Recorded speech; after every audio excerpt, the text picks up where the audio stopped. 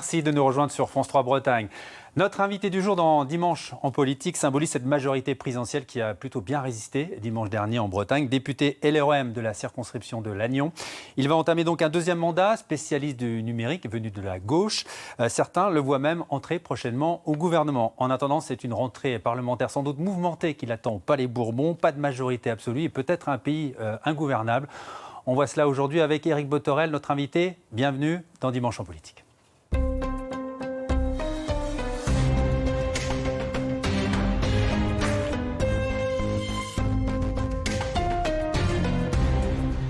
Bonjour Éric Bothorel, merci d'être avec nous. Comment allez-vous après cette campagne éclair mais sans doute exténuante ? Il n'y a pas de campagne de tout repos, mais je suis habité et animé de la même énergie que celle qui m'a animé pendant 5 ans, donc je suis au travail. La rentrée, ça va arriver très vite. Donc la semaine prochaine, élection de la présidente de l'Assemblée nationale, sans doute présidente, puisque c'est Yaël Braun-Pivet, de la République En Marche, qui sera élue. Vous avez voté pour elle ? Secret. Secret ? C'est le vote. C'est fait, le vote est fait, allez, vous pouvez dire. Oui, mais le vote est secret, je souhaite cultiver ce secret. Et donc moi, je suis ravi qu'on présente une femme au perchoir. Vous n'avez pas plus de liberté quand on entame un deuxième mandat? On ne peut pas dire la vérité. Vous avez voté pour qui? Non, mais vous allez me poser la question après sur la désignation des présidences de commission des lois, commission des affaires économiques, qui vont intervenir aussi jeudi. Ça suit celle de la présidence de l'Assemblée nationale. Moi, je suis ravi qu'on ait une présidente de groupe et qu'on ait une candidate au perchoir. Alors, je voudrais qu'on commence par une image. C'est la photo de famille de cette semaine, la photo de famille de la France insoumise, de NUP et du RN, deux familles qui arrivent en force à l'Assemblée nationale. Beaucoup des élus, beaucoup des députés que l'on voit là vont connaître leur première expérience d'élu. On a le cas en Bretagne. Muriel Lévrault à Guingamp était assistante d'un avocat. On a aussi Mathilde Aignier, députée de Redon, France insoumise, qui était ouvrière agricole. Il y a 5 ans, c'est plutôt la République En Marche qui incarnait un peu ce renouveau sociologique, non? Là, vous avez un peu perdu. Vous êtes un peu notabilisé, on va dire? Je ne sais pas si on s'est notabilisé, mais dans les résultats qui sont acquis depuis la semaine dernière, oui, effectivement, il y a un certain nombre de députés sortants qui sont reconduits, et c'est tant mieux. On apprend vite. On apprend vite. Ça dépend de ce que vous investissez de votre temps. C'est une grande maison, l'Assemblée nationale. Vous êtes entouré de vos collaborateurs aussi. Je veux dire qu'il n'y a pas de spécialiste particulier ou il n'y a pas de diplôme particulier pour être parlementaire. Moi, j'ai vu des agriculteurs, j'ai vu des ouvriers, j'ai vu des avocats. Alors pour des avocats, ça paraît plus simple, mais des chefs d'entreprise. Vous savez, l'écriture du droit, c'est quand même une discipline particulière. Et finalement, on s'aperçoit que, quels que soient les rangs qu'on occupe dans l'hémicycle, écoutez, c'est à la portée de celui qui veut, ou celle qui veut vraiment s'investir. La promesse du mouvement En Marche, à l'origine, c'était de réoxygéner, on va dire, la vie politique et ne pas transformer des mandats en rente. Vous allez entamer votre deuxième mandat de député. Est-ce que ce sera le dernier? C'est trop tôt pour le dire, très honnêtement. Vous n'êtes pas fixé un cap, non? C'est pas en début de mandat qu'on dit aux gens qu'on va arrêter à l'issue de celui-là. Donc si j'ai des annonces à faire, vous conviendrez que je les fasse dans le courant du mandat. Moi, je viens d'être élu par des concitoyens plus nombreux encore en 2022 qu'en 2017. Ma tâche, désormais, c'est de mettre en œuvre le projet pour lequel on a été élu. Alors, je voudrais qu'on regarde votre score quand même de dimanche dernier. Alors, on va faire un comparatif avec 2017. Au deuxième tour, l'avance a un peu fondu comme neige au soleil. Et pourtant, en nombre de voix, j'ai progressé. Alors, sur l'ensemble des Côtes d'Armor, c'est la gauche qui est en dynamique électorale, plus 77 000 voix supplémentaires, la majorité présidentielle, moins 15 000 voix. Est-ce que vous estimez que vous êtes un peu une victime collatérale d'une campagne au niveau national qui a été mal menée, on va dire, par la majorité présidentielle? D'abord, la campagne n'a pas eu lieu. La campagne législative, elle a duré 2 semaines de plus. Peut-être que ça a aussi pesé auprès de l'électorat sur une séquence qui a été extrêmement longue. Les sujets locaux qui ont pu exister et dominer la campagne en 2017, l'extraction de sable, alors il se trouve qu'entre-temps on a réglé ce problème d'extraction de sable, mais finalement on a une campagne qui a été extrêmement nationale. Il aurait fallu attendre le deuxième tour, à l'occasion de certains débats, pour avoir une clarification finalement des postures ou des positions, notamment de mon adversaire qui se présentait avec un tract de niveau national. Enfin, je veux dire, le slogan, c'était la retraite à 60 ans, le SMIC à 1500. Mais vous conviendrez avec moi que les sujets méritent d'être creusés pour regarder comment ils sont applicables et appliqués. Et finalement, c'est dans la dernière semaine qu'un certain nombre de choses sont apparues, notamment sur la façon de dessiner les régions de demain. Je ne sais pas si vous avez suivi cet épisode où la candidate de la NUP disait finalement c'est le problème de l'eau et donc on va regarder par rapport au bassin versant, qui aurait fait un découpage de régions qui aurait mis Saint-Étienne finalement capitale de la future Bretagne. Bon, voilà. Et ces sujets-là n'ont pas été au milieu de la campagne. On a eu une campagne qui était finalement privée de ces sujets, avec une actualité nationale et internationale qui a préempté finalement la qualité ou la nature des débats. Et en Bretagne, il y a une victime collatérale qui n'est pas passée inaperçue, Richard Ferrand, le président de l'Assemblée nationale, le président sortant de l'Assemblée nationale, député de Châtelain, battu. Un coup dur pour la Macronie bretonne, que nous raconte Sarah Bencherif. On peut y aller. Quels sont les résultats? Bien, attendez. C'est moi qui commence et qui finirai. Bien, mesdames, messieurs, je viens de prendre acte des résultats indiquant que les électrices et les électeurs de la 6e circonscription du Finistère ont choisi d'élire députée ma concurrente. Rapide déclaration à la presse avec une pointe d'autoritarisme. Non. La défaite de Richard Ferrand avait un goût amer, celui de la fin d'un chapitre marqué par une ascension fulgurante au sein de la Macronie. Président de l'Assemblée nationale depuis 2018, il avait d'abord été choisi comme ministre de la cohésion des territoires. Mais sa mise en examen pour prise illégale d'intérêt dans l'affaire des mutuelles de Bretagne sème le doute sur ce marcheur de la première heure. Lui, qui avait été le secrétaire général de La République En Marche dès 2016. Après un essai infructueux en 2007, Richard Ferrand est élu en 2012 à la députation, porté par la vague socialiste de François Hollande. Avant d'avoir été un fervent défenseur d'Emmanuel Macron, Richard Ferrand faisait entendre la voix des socialistes dans le centre-Bretagne. Candidat malheureux aux élections municipales en 2001, puis en 2008 face à Christian Troidec, le conseiller général avait acquis ses lettres de noblesse auprès du secrétaire d'État aux affaires sociales, Kofi Amian. 24 ans de vie politique et l'agilité pour se renouveler en permanence, la nouvelle direction donnée à sa carrière publique n'a pas encore été abordée. Un mot sur cette défaite, Éric Bothorel. Il était arrivé en tête du premier tour, avec près de 1000 voix d'avance. Il est battu finalement avec 500 voix d'écart. Est-ce qu'il y a eu finalement, dans pas mal de circos aussi, un front anti-Macron qui s'est créé au deuxième tour ? Probablement un front anti-Macron, on l'a beaucoup entendu. C'est un slogan et c'est d'autant plus difficile à porter ou à contrer que lorsqu'on est finalement une forme de symbole. Certains avaient peut-être des cibles. Il ne vous aura pas échappé que dans le lot des députés battus, Christophe Castaner, Florian Bachelier, c'est pas pour son poste de premier questeur, mais son exposition médiatique qui est probablement pour quelque chose. En tout cas, de la part des adversaires, il y avait une volonté probablement plus soutenue encore de livrer bataille. Elle a été démocratique, la vérité est sortie des urnes. Et moi, je suis triste de voir Richard Ferrand battu. Et est-ce que c'est pas un problème pour la Bretagne ? Est-ce qu'il n'y a plus de leadership maintenant, on va dire, breton au sein de la majorité présidentielle ? Sans vous faire offense, sans faire offense à votre crédibilité, mais voilà, il y avait Jean-Yves Le Drian, il y avait Richard Ferrand qui portait des dossiers aussi à l'Élysée. Il n'y a plus ça maintenant aujourd'hui. Et vous avez parfaitement raison. Il n'y aurait pas eu autant de soutien probablement vis-à-vis de la Brittany Ferries. Il n'y aurait pas eu autant d'interventions sur le secteur porcin au mois de mars. Il n'y aurait pas eu finalement cet rééquilibrage en faveur de la loi de Paul Molac s'il n'y avait pas eu Richard Ferrand. Richard Ferrand, il a animé le pacte breton. Pas seulement au sein de la majorité à l'Assemblée nationale. Alors, il va falloir inventer le temps d'après Ferrand. Et nous sommes déjà réunis. Donc il faudra un ministre breton dans le gouvernement ? On va en parler tout à l'heure. Au niveau parlementaire, il faudra de toute façon que nous nous réunissions. Nous avons commencé à le faire, discuter avec Hervé, avec Laurence, avec Didier.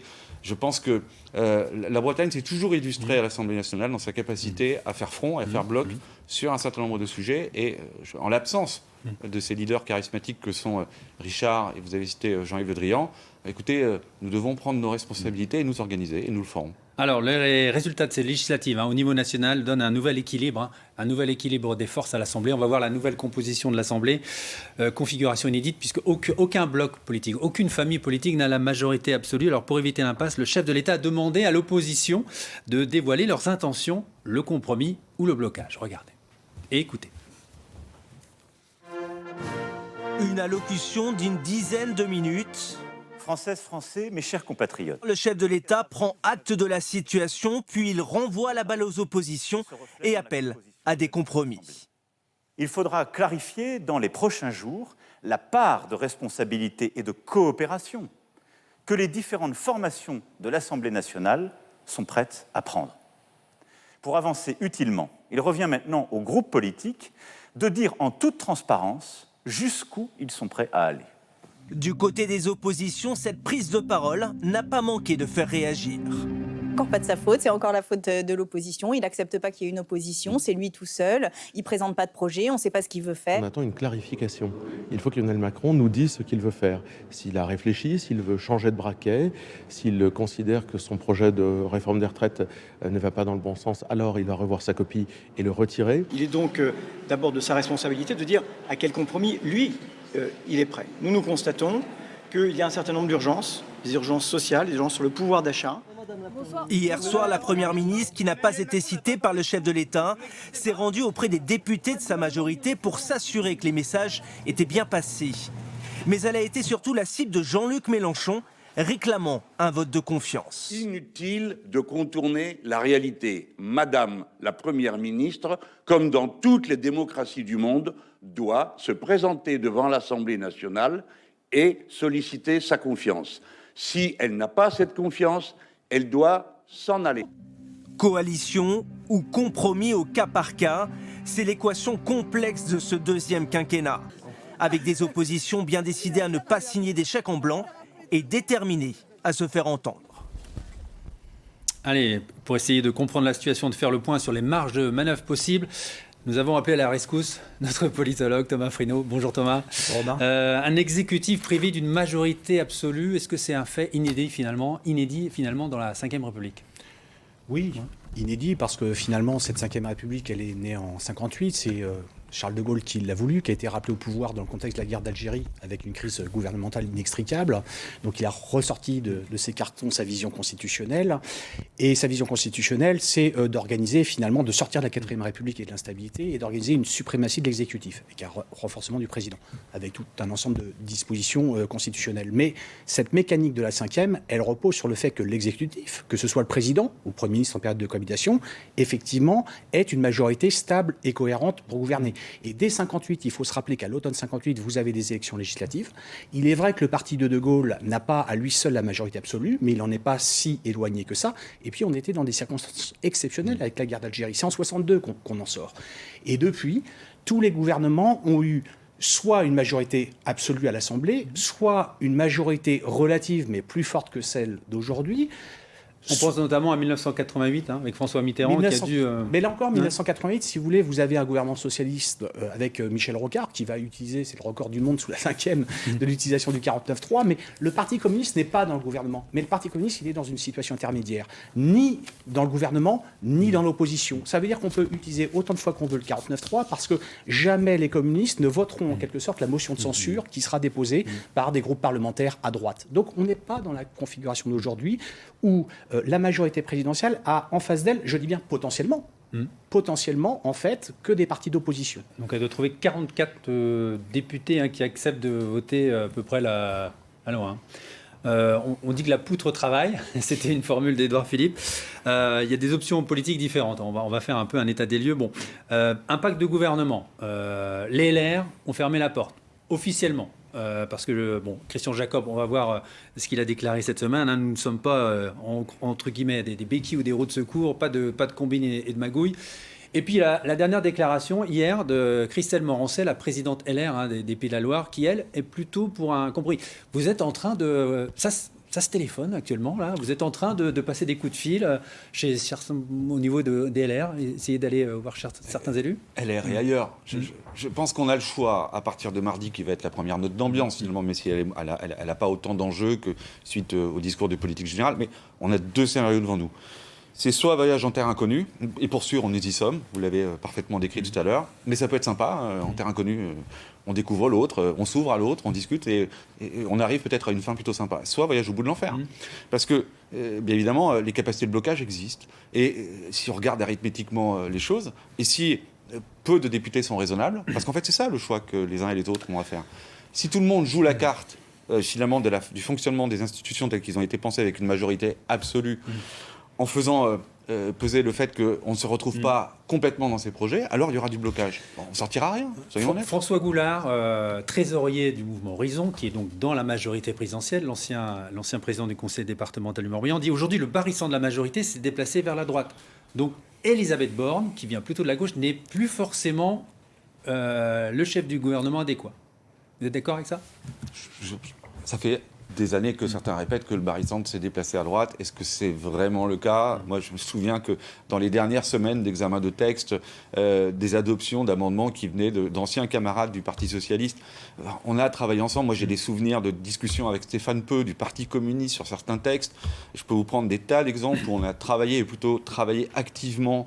Et ce n'étaient pas forcément les textes les plus symboliques et ceux qui ont retenu l'attention à la fois des médias et du grand public. Mais je ne crois pas que nous soyons devant quelque chose d'impossible et d'insurmontable. D'abord parce que par le passé, y compris avec une majorité absolue, on a trouvé parfois des compromis quand c'était nécessaire. Parce qu'au sein même de notre majorité, parfois on pouvait être fragile. Thomas, est-ce qu'on peut gouverner en allant chercher une majorité texte par texte ? Déjà que le travail parlementaire est très lent. Là, ça devient compliqué. Que le pacte de gouvernement, aujourd'hui, il est assez improbable. Aller chercher une majorité sur un texte, c'est toujours possible. Faire tenir une mandature à chaque fois s'il n'y a pas de pacte de gouvernement, ça me semble quand même extrêmement compliqué.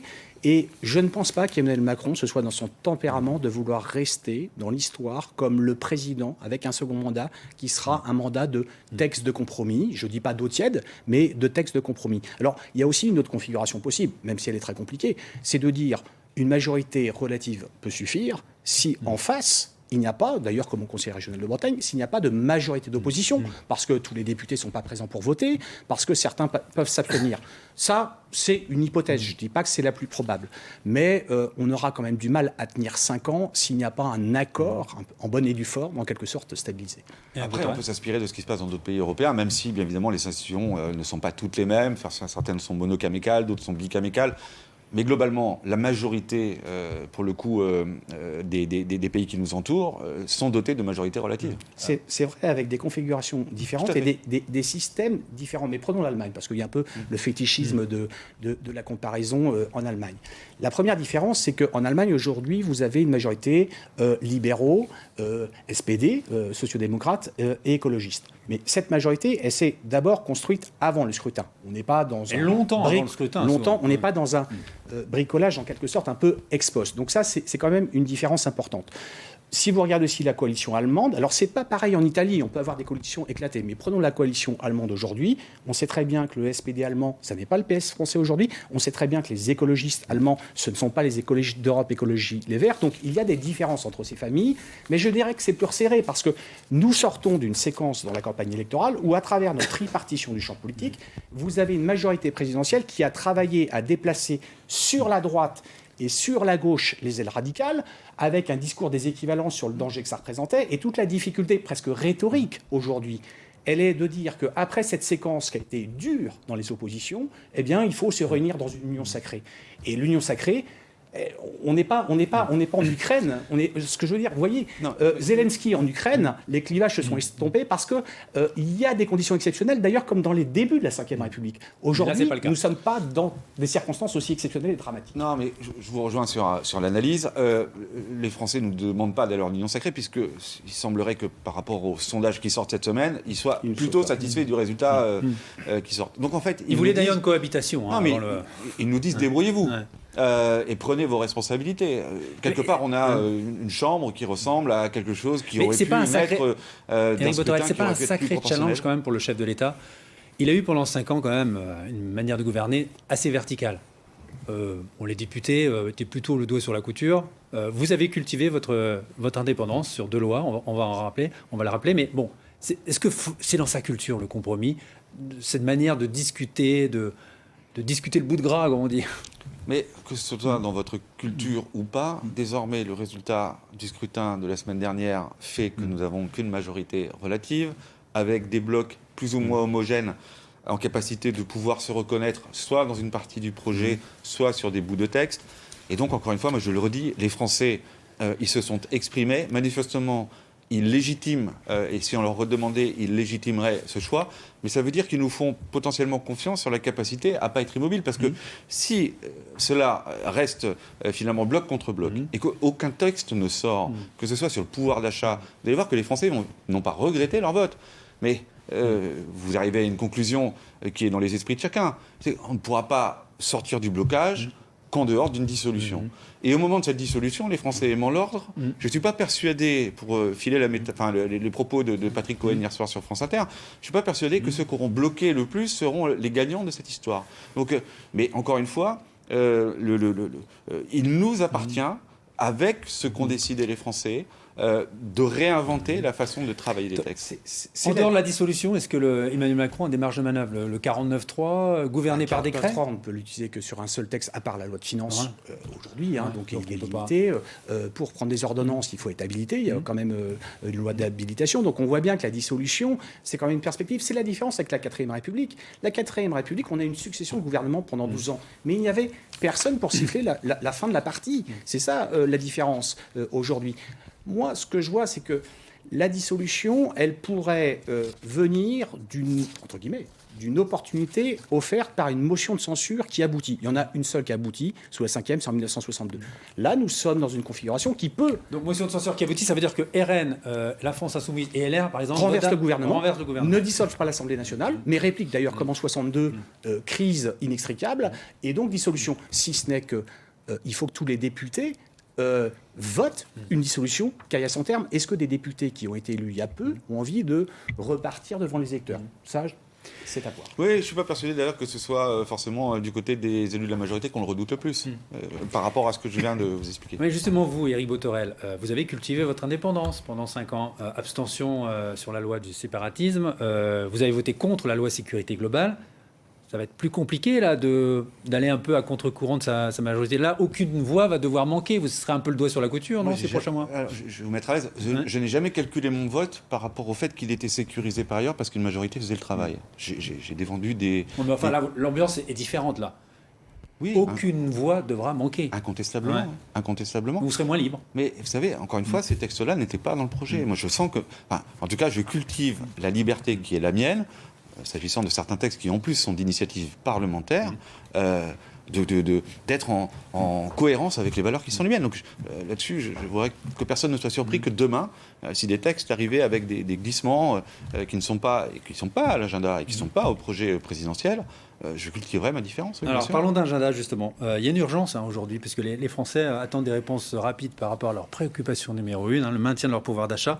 Donc le 6 juillet prochain, si tout va bien, un projet de loi sera déposé avec des mesures annoncées durant la campagne législative. On va les revoir. Là, il y a notamment ristourne de 18 centimes sur le carburant qui sera prolongé, le dispositif ciblé pour les gros rouleurs, indexation des retraites sur l'inflation, chèque rentrée pour les plus modestes, et les primes Macron évaluées jusqu'à 6 000 €. Et puis il y aura des contre-propositions. La France Insoumise en a déjà fait là. Eux, ils veulent le blocage des prix sur les produits de première nécessité, un SMIC à 1 500 €.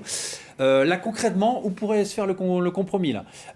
J'ai discuté avec Paul Molac qui essaye de monter un groupe un peu charnière, qui serait peut-être intitulé utile. Il dit, nous, on veut bien voter ces primes, ces chèques, mais à condition qu'il y ait des garanties sur le statu quo, sur la retraite et un peu d'augmentation de salaire. Est-ce que vous êtes prêt à faire ces pas là aussi? D'abord, ça ne peut pas se limiter qu'à ça. Et pour le coup, puisqu'il y a de nouveau un pouvoir qui a été remis au Parlement, sur la mesure des gros rouleurs, moi j'ai eu des échanges avec Bruno Le Maire pour dire il n'y a pas que les gros rouleurs, il n'y a pas que ceux qui travaillent. Vous avez ceux qui se déplacent pour aller faire leurs soins médicaux. Vous avez les demandeurs d'emploi qui ont des démarches administratives à faire. Donc il ne s'agirait pas d'avoir une mesure qui soit uniquement ciblée vers uniquement les travailleurs, considérant que d'autres ont des mobilités contraintes et des déplacements obligatoires. Donc, vous voyez, le sujet il va être beaucoup plus vaste que simplement d'avoir à choisir à la carte entre le blocage des prix, de la TVA, du ceci, de cela. SMIC à 1 500 €, vous ne voulez pas en entendre parler? Non, ça n'a aucun sens. Retraite à 60 ans non plus. Mais non. Ouais. Donc voilà, donc là il va y avoir à un moment donné, on ne va pas pouvoir avancer. Mais c'est pas dans le... Enfin, je ne sais pas si le SMIC à 1 500 € sera dans la mesure pour l'achat, mais je pense qu'il y a des Français qui attendent effectivement le point d'indice des fonctionnaires, la réindexation des retraites, un certain nombre de mesures qui sont aujourd'hui très liées à la conjoncture. Et donc la question, c'est pas de savoir si on doit faire le SMIC à 1 500 €, c'est si on met en place des dispositifs qui sont utiles, efficaces, tout de suite, maintenant, sachant que l'inflation, elle n'attend pas que nous ayons clos nos débats. Elle continue de grimper. Thomas, il faut voir, parce que alors, le point d'indice des fonctionnaires, c'est un bon exemple, parce que en l'espèce, traité seul, il peut être traité sans loi. En fait, c'est le pouvoir réglementaire du gouvernement. Donc, le gouvernement avait voulu le cranter dans un grand texte de loi. Si ça ne marche pas, ça peut être traité de manière réglementaire, parce que dans la loi, vous avez des mesures réglementaires. Maintenant, il faut bien voir que sous la Ve République, vous avez quand même une séparation entre les domaines de la loi et du pouvoir réglementaire autonome, qui fait que vous ne pouvez pas, tout ce que vous ne passez pas par la loi, vous ne pouvez pas évidemment le passer dans le domaine réglementaire. Mais certaines mesures peuvent l'être, et notamment le point d'indice des fonctionnaires. On arrive presque à la conclusion de cette émission avec Botorel. C'est dommage. Ça passe vite. Parlons un peu de votre avenir, parce que votre nom circule pour une prochaine entrée au gouvernement. Il y a un poste qui se libère là, celui du secrétariat à la mer. Voilà, c'est quelque chose qui vous intéresserait? Mon nom circule, laissez-le circuler, mais moi je n'ai pas à l'alimenter. Il ne faut pas avoir de pudeur de gazelle là-dessus. Mais je n'ai aucune Vous pudeur. savez bien que votre nom circule. On parle d'Hervé Berville aussi. Voilà. On parlait tout à l'heure d'une entrée de Breton au gouvernement, ce serait important. Non, mais je veux dire, si on devait constituer les gouvernements avec tous les noms qui circulent, je vous assure que là, pour le coup, on vient d'expliquer que c'était complexe à l'Assemblée nationale, mais je peux vous faire une vingtaine de gouvernements ou d'exécutifs. Donc, le sujet, ma préoccupation n'est pas celle-là. Et c'est pas une pudeur de gazelle, je vous le dis vraiment. Je ne passe aucun moment à faire la promotion de ma candidature. Donc, mais on pense à vous quand même. Bon, vous vous êtes fait une spécialité aussi, le numérique. Oui. Voilà, vous faites partie des 25 parlementaires désignés référents sur les questions numériques. Je vous promets une chose, si je suis appelé, vous serez un des premiers que je viendrai... Vous êtes sûr? Oui. Voilà. On pourra le parler. Non mais voilà, c'est un travail qui vous intéresserait aussi dans votre trajectoire d'élu, un poste dans l'exécutif, on va dire aux manettes, à la gestion, parce que c'est un mandat totalement différent que le mandat de parlementaire. Probablement, je connais peu qui refusent, donc voilà. J'ai vu aussi que vous avez fait un très bon score à Paimpol, au deuxième tour des élections législatives. Est-ce que, prochaine municipale, ça pourrait vous intéresser aussi? Moi, vous savez, je suis... j'ai pas inscrit ça à mon agenda. Je n'ai pas comme perspective de me présenter aux élections municipales à Paimpol, mais d'ailleurs, il n'y a pas que à Paimpol où j'ai fait de très bons scores. Mais pour l'instant, je vais être cohérent avec la démarche politique qui a été la mienne et celle du respect du mandat qui m'est confié. Celui qu'on m'a confié, c'est celui d'être le parlementaire de la 5e circonscription. Et je vais me mettre à cette tâche à 100%. Et je ne vais pas me laisser distraire ni par des perspectives et des horizons nationaux, ni par des calendriers qui sont dans 4 ans. Bon, on a un député qui vit au jour le jour. Merci beaucoup, Éric Botorel, d'avoir participé à notre émission. Merci, Thomas. Je vous souhaite à tous un bel été. Le vôtre sera sans doute très, très, très studieux. Nous, on revient le 4 septembre avec une émission spéciale consacrée à Jean-Yves Le Drian. Il nous recevra chez lui dans le Morbihan. Merci pour votre fidélité. Bon dimanche à tous.